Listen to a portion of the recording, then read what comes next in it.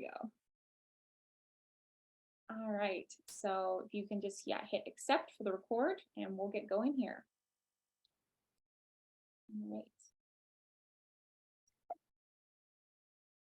So WorkBC Centre, Westshore and Sooke recognizes the traditional territories of the Esquimalt, Songhees, Sooke, Chinook, Pacheedaht First Nations on which our offices are located, and we're proud to provide employment-related services to these nations. And just a quick recap of our what's going to go on today. I'm going to go over as mentioned, a brief WorkBC Employment Services overview. I'll hand it over to Yasmin, who will go over the main part of the Career Goals workshop. And then we should have some time for questions or comments. And then if we run over time, we can also take any questions that are sent to us. And then, or if you want to talk directly with Yaz, we can kind of get that going if there's any other questions that come up. So WorkBC Employment Services. What is WorkBC Employment Services? So they are free and available to all unemployed British Columbians who are seeking employment and are legally eligible to work in BC. Some employed individuals are also eligible for services, such as those who are at risk of losing their jobs who are underemployed in BC. So WorkBC centres are located across BC. Particularly the centres that we work at is Westshore and Sooke region, but they're all over Vancouver Island if there's one that's closest to you. And basically WorkBC offers services that support job seekers to support and improve employment readiness and to help you find and maintain employment. So we have a resource center. It's open to all job seekers. You can use the computers, there's a printer, photocopier, so you can basically work on all your job search documents or anything job related. There's also staff as well that can help you with computers and if you need just basically help with setting things up, they're there. And it's also, you can drop in or appointments as well if you'd like. And there's workshops that we offer, which Yasmin runs all of them, and they're awesome. So there's some at the Westshore Centre, some at Sooke, and there's some virtual as well that we offer. So there's a whole bunch. So there's resume building, career planning, interview skills. There's computer, financial literacy, and some skills, soft skills as well. So WorkBC also offers wage subsidy, which is a program designed to assist underemployed individuals or unemployed individuals to enhance their skills on the job. It basically assists the employer when hiring someone who lacks the skills for the position, and it offers a percentage of your wage for up to 24 weeks. There's also personal employment planning, which basically connects you with an employment advisor and helps you build your return to work action plan. Basically just helps you define your career goals and your career path. So for those who are unable to afford it, WorkBC can also help you with financial job start support. So it could be with like work clothing such as boots, scrubs, tools, and short-term courses such as food safe and first aid. There's also job sustainment services that WorkBC centres can offer. So basically they can help you resolve issues that may be impacting your ability to maintain employment and can help you with accessing like a experienced job coach that could help you on the job. And also we have an awesome newsletter that comes out daily. It's full of jobs, it's full of employment information, labor market information, as well it highlights any job fairs or events happening kind of on the South Vancouver Island area. And oops. So we have some upcoming events, virtual event, they're both free and virtual. So there's part 2 of the goal setting series, that's a financial literacy. That's this Thursday, December 1st at noon. And that's going to be presented by Gaining Altitude Financial. And then we also have a great virtual info session, mental health over the holidays. That's going to be next Thursday, December 8th at 1:30. And that will be in collaboration with Bridges for Women. And this is our contact information. So feel free to get in touch with us if you have any questions or comments. That's our websites here and our phone numbers. And then, as well as mentioned, we'll be following up with information about the event, the recording. And yeah, if you have any questions, just really feel free to reach out to us. And that's my bit. So I'll hand it over to Yaz, who will be going over the career goal setting. Thank you, Brianna. Welcome, everybody. My name is Yasmin Prince. I am your workshop facilitator for today. And yeah, just if I keep looking over here, it's because I'm looking outside my window and seeing the snowfall here. So if I could get Brianna to bring it up, that would be great. Thank you. I hope everyone's safe and warm in their place. I'm gonna move this. Great. So welcome again. I've set up a presentation today on goal setting, networking, and job research tips for today. So today is more of a presentation where it's time for you to take reflection, do some research, and take a step forward for yourself. I've done it a little bit on career planning, but also just generally in life. I think we're at that stage in the season and of the year when we sort of want to reassess things, and always the New Year's resolutions come up. So I did make it a bit more general, but I do offer a workshop, as Brianna said, for career planning. And if you're interested, then you can sign up. The link is in the chat for what the workshop schedule is like. All right, next, please, Brianna. So when you're doing goal searching and setting, it's really, you're scratching the surface. So it takes a lot of time of reflection. It's really is your personal goals. Hopefully it's not implemented or pressured by outside people, places, or circumstances too much. And you really can take an inward look and just see what's going on for yourself. So are you scratching the surface? Because there's going to be a lot left below the surface, just like this iceberg. Next, please. One thing and a place to start is just assessing what are values. So values can be one's judgment of what is important in life. Values can play a key role in establishing, maintaining our sense of identity, which is also something that a job also we put our identity into a lot. Values are developed at an early age for our parents, extended family, education, life experience in our cultures. So that's where they can be developed or instilled. They're deeply rooted and remain fairly stable throughout our lives. It's kind of who we are and where we step out from. So then they could change due to life circumstances, growth, and even learning opportunities.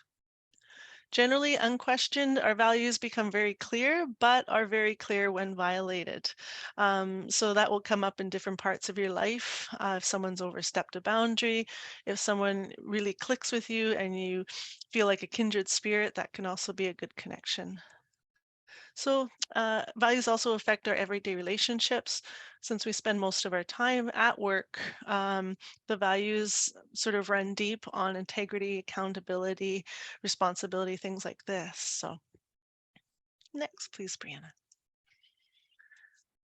So what values are important to you? This is a big time for you to take reflection and jot down what is important to you, what raises to the surface, what becomes evident clearly or quickly to you. So is it around accountability, creativity, integrity, growth, courage, challenge, variety, helping others, physically active, or responsibility? If you're going more for a career goal setting, then things like, are you ready for this? The location, even the amount you get paid are going to be big values that are important for you to jot down and remember going through this search. Next. As well, when you're goal setting, you want to consider these things. So how well do you know yourself? Again, we're still in the reflection stage. How motivated are you to go through a transition or shift? Things like for a career planning, if you're feeling tired at your job or feeling out of sorts or production is low, energy is low, these are all red flags for having sort of the need for career planning or change. But the other thing too is physically active. Mental health's a huge thing. So do you need to do any changes or shifts in that as well? Have you considered the big picture? What is your big picture? What does it look like? Who's involved? You can split this up into sort of short and long-term pieces for yourself. But what is your big picture at this time? Do you have the skills? If not, are you willing to obtain those skills? So again, if it's career related or even physically active, are you going to join any classes? Are you going to do professional or personal health development? Things like this. How do you want to fill your basket? How might your network be able to help you? So the people around you, and I go through this in later slides, who's around you? Are they fanning your flame? Are they giving you good feedback? Are they the people that are hindering you, or are they pushing you forward? Again, around sort of career pieces, are you willing to relocate? Is something to consider. And what would happen if you didn't make this change? What if you just stayed the way things are? Change can be hard. It can be even to a point of scary, but what happens if you don't? And how would goal setting impact the important people in your life? So, be it family, friends, people who depend on you, people who are in your lives that care for you or depend on you, how will this affect them? So, just something to consider. Next, please. So, again, in goal setting, you can do it. It just has a lot of the self assessment, research pieces. It is an experimental part. So, take a chance on experimentation. Try something else out. If you find out you don't like it, well, then you know something more about yourself. If more so, if then you do like it. Sorry. So just try something. Take a little bit of a risk, a calculated one. Decision making. Once you know one piece, you'll know another. So you got to make some choices for sure. Again, job or soul search. The bigger picture. What do you want to attain? Is there a certain timeline around that? Yeah, what's important to you and what rises to the top? And acceptance. Maybe there is a piece where the timeline can't start where you want it to. Maybe something's not working the way you thought. Maybe you get feedback or conversation that you weren't aware of. And maybe you took a leap and bound in the first step. So a lot of pieces around acceptance. We can't control anything outside of ourselves than ourselves. Next.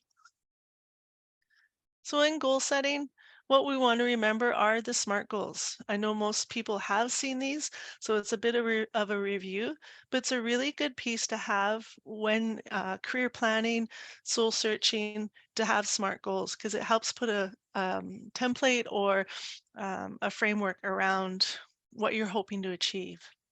So SMART goals or criteria refer to a goal writing guide that outlines 5 standards for your goals. So these state that your goals should be specific, measurable, achievable, realistic, and timely. So again, you're back to the reflection stage. What fits, what doesn't? Maybe there's an acceptance. You can't do all of this at once. Or again, maybe your timeline There's is a garbage bin. extended.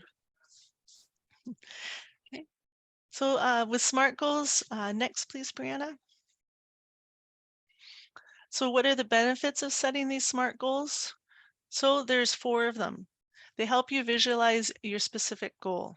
SMART goals can help you break down your big, broad dreams into a series of specific, actionable steps and micro goals. It refines your decision-making skills and measures your progress. And it can expose weakness. Again, we go back to that piece around acceptance. We can't control things outside of ourselves. So we take what we get in some ways and we move forward with what we have. Next, please. So moving more into like networking and the researching part of goal setting. So develop a network when you're goal setting. This is important because you'll have personal and professional contacts that you can talk with, that you can interact with, that you can ask about, even They could be the person that's fanning your flame and helping you move forward, saying, yeah, that is a good idea. I didn't think of that. So tell everyone you know about goal setting. It helps, and I'll go into it later, it helps you practice what you're saying to refine what you want to do. In research, if it's towards employers and career planning, um, search for employees that you wish to work for and create organized lists or databases. This helps recreating the list to keep yourself on track, remind yourself who you talked to, what was said, information shared. But if you're also doing more of a goal setting around personal development, search out local recreation centers for new skills or activities to join. This also helps you get out into the community. And if you get out into the community and see local people doing the same activities, that's increasing your network. Also, check out continuing studies at UVic, Camosun, or Royal Roads for professional, personal, certificate, diploma, or artistic classes. Continuing studies is a way you can either get some graduate, undergraduate, diploma, and certificates, either from coaching and mentorship, through leadership. There's many courses that are offered, even down to photography, in continuing studies. It's a great resource to check out that's local. Again, increases your network. Whoever's in your class is like-minded again. They're possibly going for similar goals. So you just start conversations with them, and I'm sure there'll be a person that fans your flame, could provide more info. And given if you take a course for long enough, that maybe it's a month or 2-month course, they could also end up being one of your references for your resume when you're applying for jobs, which would be great. And they can speak to current activities that you've been doing and what learning path you've been on. So it's very helpful. Again, make contact. Again, if it's with career planning for a job, find out who the recruiters are or decision makers at the job place that you would like to work at. If it's around personal or physical development, maybe it's coaches, go to local fields or again, the recreation center to find out what local teams are around. It could even be for your children, trying to help them get onto a goal setting path too. Look at physical activity places, things like one of my friends, she's in, oh shoot, what's that, those clubs called um, oh, I can't remember, but it's CrossFit. That's it. So find out something specific like that can be in your area as well. So if that's the path you want to take or the development, then check out what any other physical activity places there are for you to join. Or groups. There's even if things like board games or card games are important, even downtown Victoria has a cafe. So just check around and do some research of what's in your local area. Again, check online, ask friends, drive around and see who and what opportunities are in your area. Next. So again, your network kind of looks like this. You're always in the middle, but around you, your immediate network that you're connecting with are friends, club service groups, past employers or family members. And from there, they even have more people around them. So it's that sort of, if you tell 4, they tell 4, then you've connected with 16 people already.